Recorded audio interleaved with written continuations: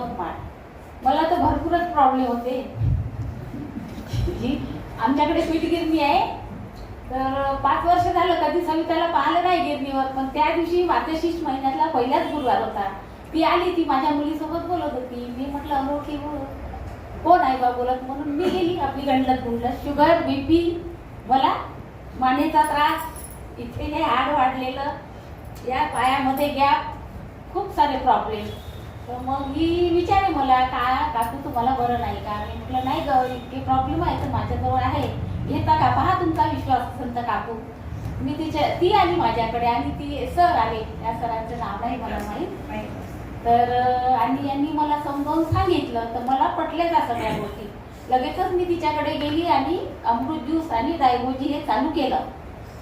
आणि 15 दिवसाने आले ते, 15 दिवसाच्या आधी आले तर मी अशीच होती, अशी म्हणजे माझ्यात बोलण्याची तरी ताकद नव्हती.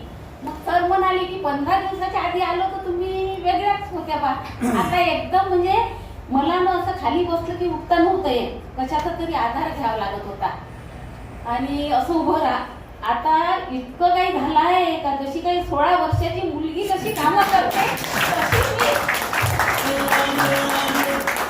5:30 वाजता उठते, एवढ्या थंडीत पण, आणि सगळे कामं करते. माझी मुलगी म्हणते का गं तुला एवढी तरतरी कशी काय आली? अगं म्हटलं अमृत पीत आहे आता मी, आणि रायगोजी. इतकं मला म्हणजे सविता आणि सरांचे खूप खूप धन्यवाद. स्वामी समर्थांनीच पाठवलं तिला माझ्याकडे, असं म्हणायला हरकत नाही. तिला म्हटलं, मी बोलली पण, तुला स्वामी समर्थ बाबांनी पाठवलं का ग? तर म्हणे काकू तसंच समजा. या दोघांचे पण खूप आभार मानेन मी. म्हणजे असं वाटायचं सर मला हे सगळं दुखाचं, हे पूर्ण डोकं वगैरे. एक दिवस तर मी चष्मा फ्रीजमध्ये ठेवला, सगळीकडे इतकं माझं डोकं झालं होतं, हे पूर्ण दुखाचं. मी 10 मिनिटं एका जागेवर बसू शकत नव्हते. या पायामध्ये गॅप, शुगर, BP, हे हाड वाढलेलं आहे. आता नवीनच आहे 2 महिन्याच्या आधी. 12,000च्या 3 महिन्यात गोळ्या खाल्ल्या मी. तपासण्या वगैरे वेगळ्याच, फी 500 रुपये वेगळीच. आता त्या गोळ्याकडे पाहावंही नाही वाटत. पाहावंही नाही वाटत. फक्त एक शुगरची आणि BPची गोळी चालू आहे सध्या.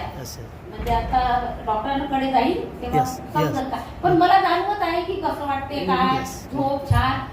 असं वाटायचं काट्यात येते का काय रात्रीचा.